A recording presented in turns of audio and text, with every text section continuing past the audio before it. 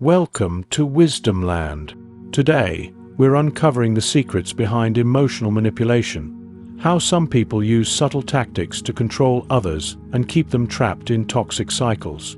The ideas in this video draw inspiration from Xavier Crement's thought-provoking book, Asshole No More. We'll dive deep into these questions. 1. What are the key tactics of emotional manipulation? 2. How can you recognize when you're falling into the trap? 3.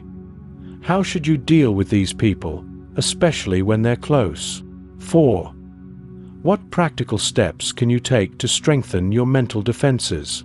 Stay with us until the end for a practical guide on personal boundaries and emotional immunity.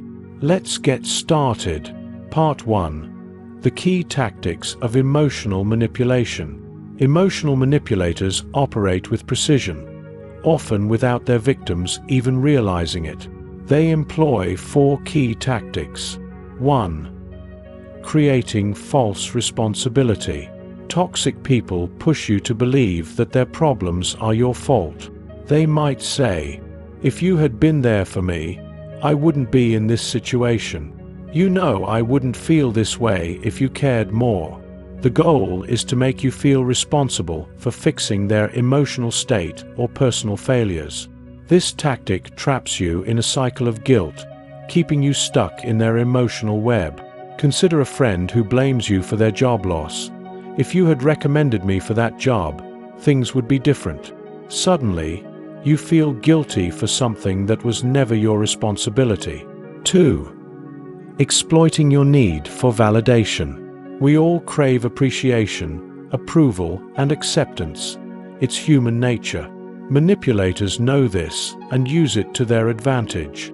They give just enough praise to keep you hooked, but never so much that you feel truly accomplished. Let's say you help a friend multiple times, and they respond with, "Thanks, but I really expected more from you." That subtle criticism keeps you chasing their approval, making you feel like you're always falling short. In extreme cases, some people even sacrifice their finances for this approval. I once knew someone who paid off another person's debt over time, not because they had to, but because they were manipulated into believing it was the right thing to do. 3. Downplaying your achievements. Manipulators often minimize your efforts to keep you emotionally dependent. They might acknowledge your success, but follow it up with, "It wasn't that big of a deal." This keeps you striving for their approval and stuck in their game. They act like parasites, feeding off your self-esteem until you're left emotionally drained. For someone with low self-worth, this cycle can be devastating. 4. Emotional games and mixed signals. Manipulators thrive on confusion. In romantic situations, they'll express affection, only to withdraw it later with phrases like, "Don't get the wrong idea, I didn't mean it that way." This keeps the other person emotionally hungry, always seeking clarity or closure. Among friends, the manipulation might look different, stirring unnecessary competition or jealousy. A toxic friend might say, "I'm not saying you can't do it, but I'm surprised you're trying." This subtly challenges your abilities, pushing you to prove yourself. Part 2.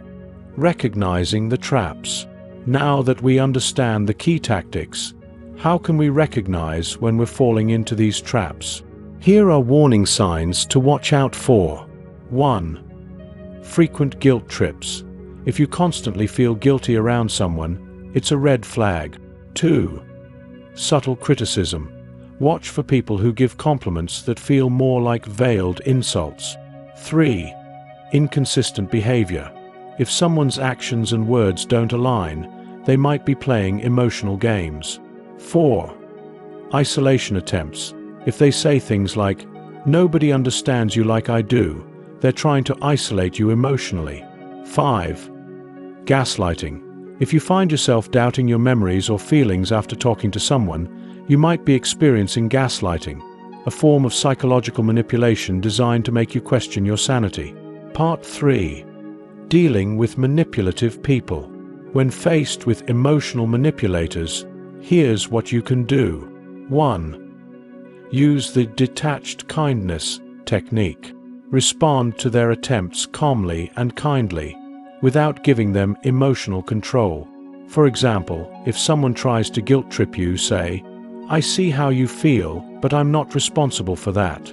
Stay polite but firm. 2. Set indirect boundaries. If saying no directly feels difficult, use neutral excuses to set boundaries. For example, if someone asks you to co-sign a loan, respond with, "I don't have any checks available," or "I've heard that being a guarantor can cause major issues." 3. Don't over-accommodate. Helping others is good, but constantly sacrificing your well-being is not.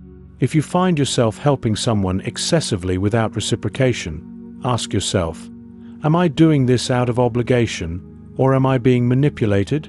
4. Stay aware of excessive praise. If someone's compliments seem excessive or insincere, be cautious. Manipulators often use praise as a tool to gain control. Part 4. Strengthening your mental defenses. One of the best ways to handle emotional manipulation is to build emotional immunity. This means developing your sense of self-worth and confidence so you're not dependent on others' approval. 1. Focus on personal growth. Understand that your value isn't determined by others. 2. Develop independent thinking. Don't let others' opinions shape your identity. 3. Ask yourself, what's my purpose? Knowing why you live and what matters to you helps you stay grounded. As Charlie Chaplin once said, be a good person, but don't waste your time proving it to others. Part 5. What if someone close to you is manipulative? It's not always possible to cut toxic people out of your life, especially if they're family or close friends. Instead of avoiding them, learn to manage the relationship effectively. Set emotional boundaries. Be clear about what behavior you will and won't tolerate. Limit engagement. Engage with them only when necessary, and avoid getting drawn into their emotional games. Focus on your own well-being. Remember that your happiness doesn't depend on anyone else. We're also working on a free course on managing toxic family dynamics that will be available soon on WisdomLand. If you don't want to miss it, make sure to subscribe and hit the notification bell. Thank you for being part of WisdomLand. Remember, personal growth and emotional resilience are the keys to freedom from manipulation. If you found this video helpful, please like, comment, and share it with others. Together, we can build a world rooted in wisdom, philosophy, and humanity. Stay strong, stay wise, and as always, live with purpose and meaning.